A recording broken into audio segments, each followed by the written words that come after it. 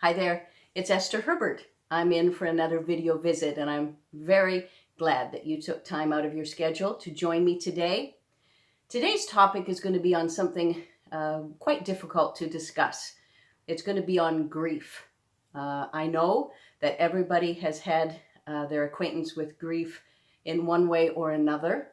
And I also know in these video visits that I have suggested that people reach out, and I keep saying that, and you'll know that that overlaps many, many times in these visits because I feel it is so important. So this is something that I have found recently, so recently, it was this week, that I have had to reach out during a very painful time. And here's an example that I want to share with you today. I think it's very appropriate that instead of talking in generalities, that we get right down to specifics and how maybe this can help you as well. So I am acquainted with grief. I've lost my father, I've lost my sister, and then this past week, I lost a dear, dear friend who was a father figure to me. And I had known him my entire life. And he was very, very good to me. And he helped me and called me one of the family. And to lose him was such a sad, sad event in my life. I just didn't really know how to handle it. I didn't know the best way. I had said to myself, well, you know, what you normally do, Esther, is that you kind of hide away. You experience your own sadness, your own grief, and then when it's acceptable, you go out and you will meet up with other people and talk about it maybe then. But this week, I did something that I wasn't accustomed to doing in any way. It's rather unconventional, but it was on Facebook. They have voice clips that you can leave in the messenger area of Facebook, and you can talk for a minute and then you can send it, and then the person will pick that up. So what I did this week before the funeral, which was on Thursday, I did this on a Wednesday, and I reached out and left about 4 or 5 of these voice clips for my cousin in England, Jean. You might have heard me mention her before.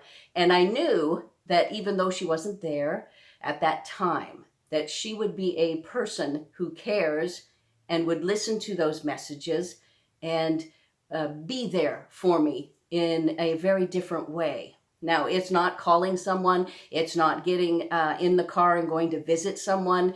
It is something that I felt comfortable doing, and it helped me so much.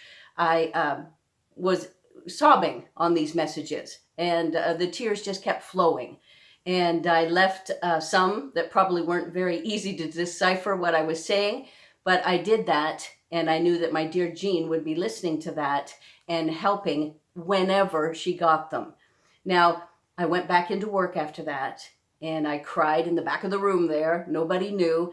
And it started the floodgates, and it started opening up the experience of grief that I needed to go through. So that when I went to the funeral the next day, I did cry during the service.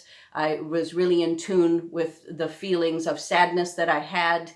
Then I went back to work, and then I went off to see my mom. I saw my best friend there and my mom. And at that point, I was willing to talk about it live. I was willing to cry in front of both of them. And I was more than willing to get their hugs. And it was a wonderful cathartic experience in that, because I started in an unconventional way by just leaving those voice clips, then that got me in tune with feelings. And then when I actually was live with people who care about me, I knew that it was better, and that I was happy in one way to be able to express myself and be real. Now, those are not easy emotions, especially for someone who's normally upbeat, positive, happy. It's not easy for me to be in tune with the sad, ugly emotions of the world, but that is reality. That's what we go through. And my way of reaching out certainly might not be your way of reaching out. I mean, you may need to have tactile hugs. You may have to look someone in the eye and see their compassion and care. But whatever it is, I am hoping, I'm praying that you will reach out today if you're going through a really rough time, if you've lost someone either way far in the past or someone recently. There is still grief that might need to come out and talk about and heal from. And I believe your mental health will benefit greatly by reaching out. Thank you for being with me this week. I am so appreciative of each one of you. I wish you good mental health. God bless. Thanks for joining me.